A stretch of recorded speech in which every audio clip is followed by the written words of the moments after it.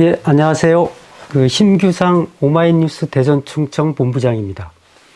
21대 대선이 어느새 종반으로 치닫고 있습니다. 오늘은 대구 경북 지역의 판세를 알아보기 위해서 현장에서 열심히 취재 중인 조정훈 대구 경북 지역 오마이뉴스 기자를 현장 연결해 보겠습니다. 여보세요? 심규상입니다. 네. 많이 바쁘시죠? 네, 괜찮습니다. 대구 경북 지역 이번 21대 대선 흐름 어때요?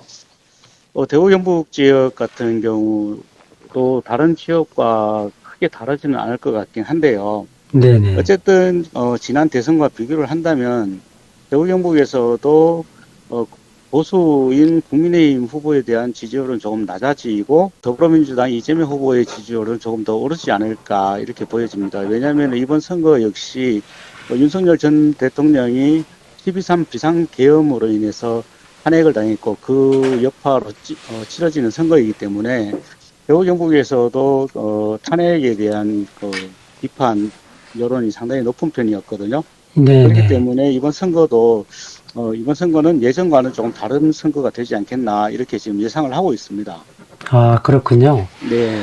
제가 지금 눈여겨보는 데가 20대 대선에서 이재명 네. 후보가 고향인 안동에서 좀 30%에 육박하는 득표를 하지 않았습니까?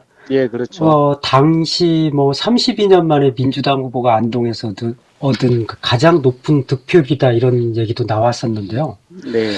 이번 대선에서 안동시를 예로 놓고 보면 선거 결과가 어떻게 좀 전망이 될까요?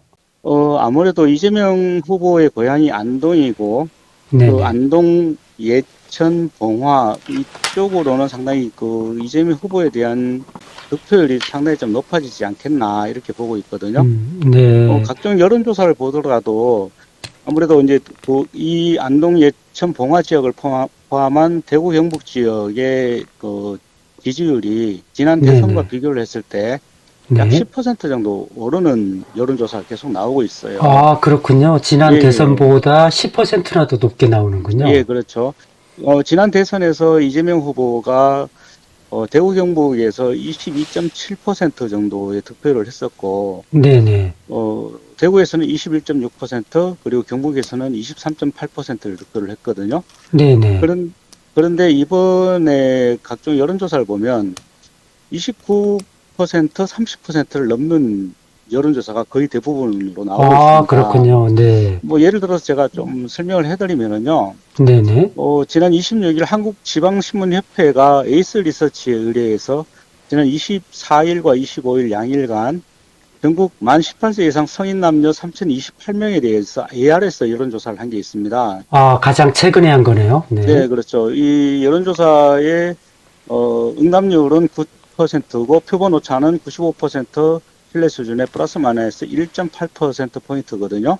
네네. 여기에서 대구 경북 유권자들은 21대 대선에서 어느 후보에게 투표하겠느냐라는 질문에 이재명 후보가 29.5%였어요. 그리고 네. 김문수 후보는 58.6%였고 네네. 이준석 후보가 8.3%가 나왔거든요. 네. 29.5%면 지난 대선과 비교했을 때 지난 대선에는 22.7%였으니까 상당히 좀 높아졌다라고 볼 수 있거든요. 흐름을 이렇게 볼 수 있는 그런 여론조사 지표네요. 네, 그렇죠. 그리고 또 지역에 있는 보수신문인 매일신문이 여론조사를 한 게 있는데요. 매일신문이 지난 20일 한길리서치에 의뢰해서 지난 17일과 18일 양일간 대구 경북에 있는 남녀 1,111명을 대상으로 여론조사를 한 게 있습니다. 네네. 여기에서도 이재명 후보가 31.2%가 나왔거든요. 꽤 높게 나왔네요. 네, 그렇죠. 김문수 후보는 54.2%였고, 이준석 후보는 8.2%였어요. 그런데 같은 신문이, 일주일 전인, 그러니까 20일에서 일주일 전인 지난 13일 날 여론조사를 한 게 있었거든요. 네네. 여기에서도 이재명 후보가 30.9%가 나왔고, 김문수 후보는 53.1%, 그리고 이준석 후보는 7%가 나왔거든요.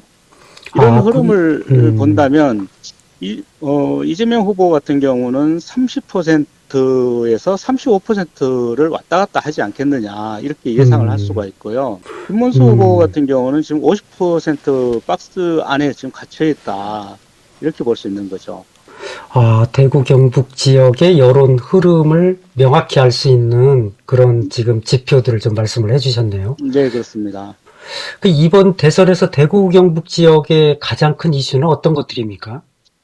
대구 경북에서는 아무래도 이 자영업자들이 많잖아요. 자영업자들이 많고 경북에는 농업인들이 많고 그다음에 중소기업들이 상당히 많아요. 그렇기 네네. 때문에 대구 경북에서는 뭔가 좀 활로를 찾아야 되는데 그 활로를 찾기 위해서 가장 큰 게 대구 경북 신공항이라고 볼 수 있거든요. 대구 경북 신공항. 예. 예, 그렇습니다. 그런데 지금 부산 가덕 신공항 같은 경우는 전액 국비로 짓기로 이미 그 확정이 되었고, 예, 그렇죠. 어, 예, 그렇죠. 그리고 대구 경북 신공항 같은 경우는 지금 대구에 있는 K2 군공항을 네. 이제 경북 군위와 그 의성으로 옮기는 기부대 양여 방식으로 짓기로 했거든요. 예, 그래서 예. 기부대 양여 방식은 현재 있는 땅을 활용을 해서 이 땅을 개발해서 남는 이익금으로 이제 지어줘야 되는 방식이기 때문에 네. 굉장히 어려움이 많이 있습니다. 그래서 지금 공항을 옮기기로 하고 공항 부지가 이미 확정이 됐음에도 첫 삽을 뜨지 못하고 있는데요. 네네. 이런 부분에 대해서 이재명 후보가 예전에 대구에 와서 네. 이 부분에 대해서 기부대 양여 방식으로 충분히 지을 수 있는 그 여건을 만들어주겠다 이렇게 얘기를 한 게 있고요. 네, 그래서 이런 부분에 대해서 많은 기대를 가지고 있고 또 대구 같은 경우는 지금 자영업자들이 굉장히 많이 힘들어하고 있습니다. 지금 문을 닫고 빈 점포가 상당히 많은데요.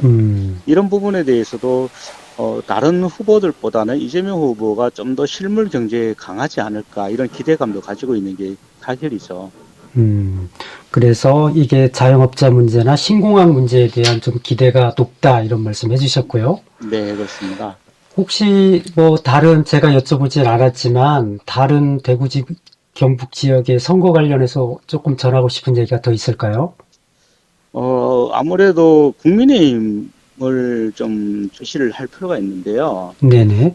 김문수 후보가 사실은 국민의힘 후보로 확정되는데 상당한 그 잡음이 좀 있었잖아요.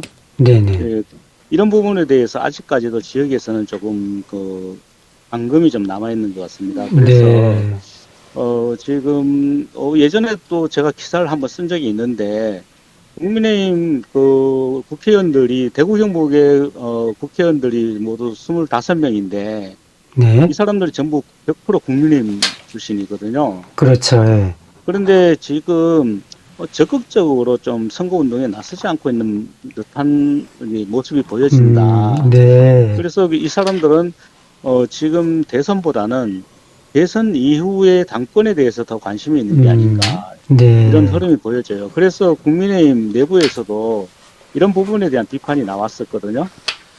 국민의힘 그 보수 당원들이라고 하는 사람들이 한 200명 정도가 국민의힘 그 대구시당에 모여서 지역에서 국회의원들이 보이지 않는다. 국회의원들은 도대체 어디 있는 거냐 이렇게 따지기도 했고 이번 선거가 끝나면 국회의원들에게 책임을 물을 것이다 이렇게 얘기를 하기도 했습니다. 그만큼 예전과는 좀 선거 분위기가 좀 많이 달라지지 않았나 이렇게 보여지고요. 또 국민의힘 소속 국민의힘 당원이기는 하지만 윤석열 전 대통령이 비상계엄을 하고 내란을 일으킨 거에 대해서 상당히 분노하고 있는 사람들이 많이 있거든요. 네. 네, 뭐 사실상 그 보수층에서도 이제 굉장히 이제 좀 합리적인 보수 같은 경우는 이런 부분에 대해서 있을 수 없는 일이지 않느냐. 그래서 차라리 지금 이런 국민의힘이 없어지고 새로운 정당으로 다시 태어나야 된다 이렇게 주장하는 분들도 있습니다. 그렇기 때문에 이런 분위기가 어우러져서 이재명 후보의 지지율도 같이 조금 높아지지 않겠나 이런 기대감이 있는 것입니다. 그렇군요. 대구 경북 지역의 지금 대선의 흐름과 판도를 너무 쉽고 명쾌하게 정리해 주셨습니다. 오늘 너무 감사합니다. 네, 감사합니다. 예, 고맙습니다. 네.